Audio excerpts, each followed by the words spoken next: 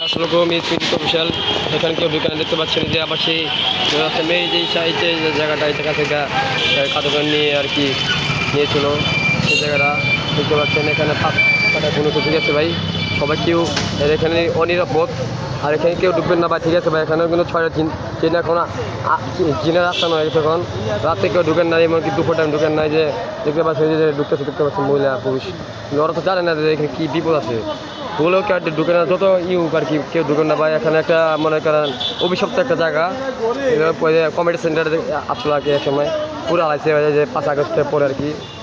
এটি যে এখানে নিয়ে দেখতে পাচ্ছেন এই যে সেই জায়গাটা, এই জায়গাটা নিয়ে আর কি তাদের নিয়ে আর কি পুরো হারাইছে ভাই। এই যে দুতলার উপরে ভাই কেউ যাবেন না ভাই, দেখলে একটা অভিশপ্ত জায়গা মনে হয় একটা, দেখতে পাচ্ছেন।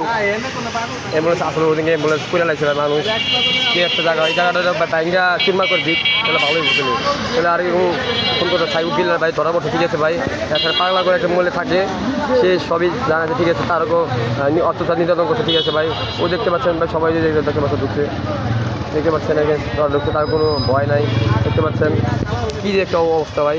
ঠিক আছে, ধন্যবাদ, আসসালামু আলাইকুম।